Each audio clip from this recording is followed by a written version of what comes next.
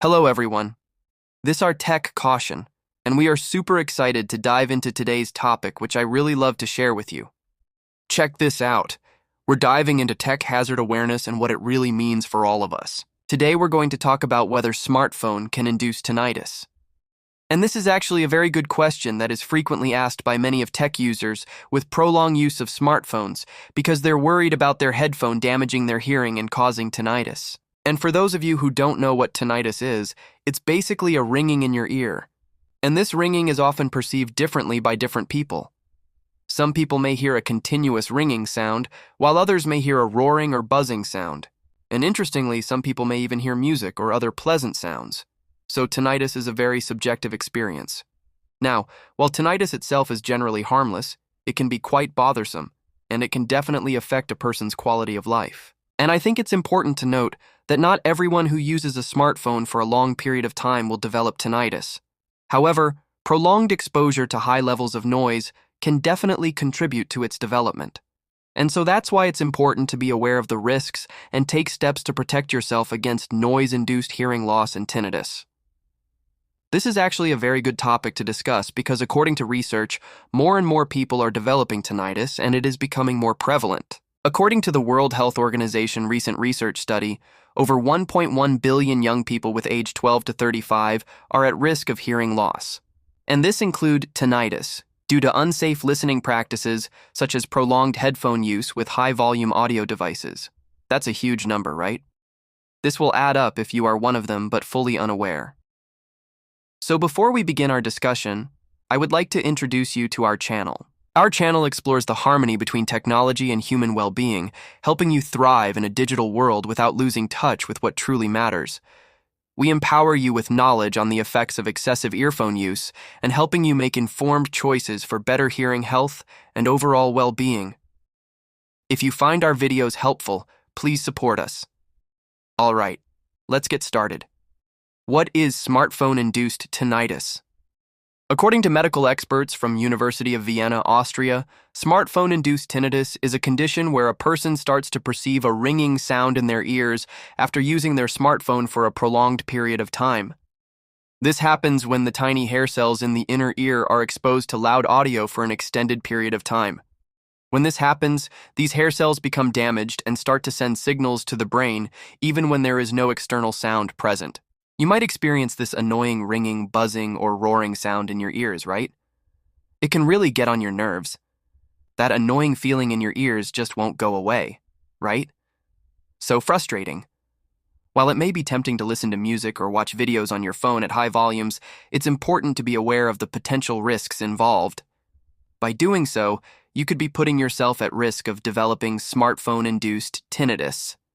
That's why it's important to take steps to protect your hearing and prevent this condition from occurring in the first place. I'm not here to bash your awesome tech like your fancy smartphone and earbuds, but I just want to raise your awareness about the risks of using them too much. And it's important for everyone to become aware about tinnitus, its symptoms, and possible causes. So let's go deeper about what tinnitus is. According to audiologist expert, tinnitus is the perception of sound in the absence of an external acoustic stimulus. It's basically the hearing of sound that doesn't exist outside of the body. People who experience tinnitus often describe it as a ringing, buzzing, roaring, or hissing sound, and the severity of symptoms can vary widely from person to person. For some, it may be a mild annoyance. For others, it can be a debilitating and constant reminder of their condition. Tinnitus is a very complex condition, and its causes are not fully understood. It's believed to affect approximately 10% of the global population, with prevalence increasing with age.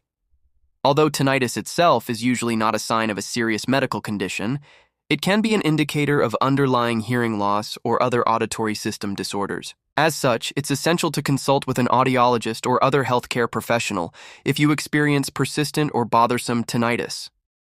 Okay, now let's go back to the topic at hand. Smartphones emit sound waves that travel through the air and enter our ear canal. When these sound waves reach the eardrum, they cause it to vibrate. This vibration is then transmitted to the ossicles, which are 3 tiny bones located in the middle ear. These bones act as a lever system, amplifying and transmitting the vibrations to the inner ear. The inner ear contains the cochlea, which is a spiral-shaped organ filled with fluid and tiny hair cells. These hair cells are responsible for converting the vibrations into electrical signals that can be sent to the brain. The brain then interprets these signals as sound. When we use our phones, we often do so in noisy environments such as on public transportation or in a crowded restaurant. In these situations, we may need to turn up the volume to overcome background noise. Prolonged exposure to loud noises from phones or any other sources can damage the hair cells in the inner ear. When these cells are damaged, they can send abnormal signals to the brain, which can result in tinnitus. Here are some factors that can increase your risk of developing smartphone-induced tinnitus. Hearing loss. People who already have hearing loss are at a higher risk of developing smartphone-induced tinnitus. This is because the protective mechanism of the auditory system is reduced, making it more vulnerable to damage from loud noises. Age. Tinnitus is more common in older adults. This may be due to age-related hearing loss or changes in the auditory system. Now let's talk about prevention. There are a few simple things you can do to protect your hearing and prevent smartphone-induced tinnitus. One of the most effective ways to prevent tinnitus is to limit your exposure to loud noises. This includes noises from phones, headphones, televisions, and other devices. Take breaks. Taking breaks from wearing headphones or listening to loud music can help to reduce your risk of developing tinnitus. If you must wear headphones for an extended period of time, it's a good idea to take breaks and allow your ears to rest. Protect your ears in noisy environments. If you work in a noisy environment or frequently attend concerts or other loud events, it's important to protect your ears. You can do this by wearing earplugs or using other forms of hearing protection. Here are some signs and symptoms of smartphone-induced tinnitus. You may notice a constant ringing, buzzing, or roaring sound in your ears. You may also experience hearing loss or difficulty hearing certain sounds. If you're concerned that you may be experiencing smartphone-induced tinnitus, it's important to see an audiologist or other healthcare professional for a diagnosis and treatment. The treatment of smartphone-induced tinnitus is not always easy, and in some cases it may not be possible to completely stop the ringing. However, there are some things that can help to reduce the symptoms and improve your quality of life. These include a combination of sound therapy, cognitive behavioral therapy, and in some cases the use of medications. Sound therapy involves the use of various sounds and noises to mask the ringing and make it less noticeable. A cognitive behavioral therapy can help you change the way you think about and respond to the ringing. There are also some things that you can do on your own to help improve your health, such as proper and regular exercise with balanced diet. Getting enough sleep, reducing stress, and avoiding caffeine and alcohol can all be helpful. It's also important to continue seeing your audiologist regularly for checkups and to monitor any changes in your symptoms.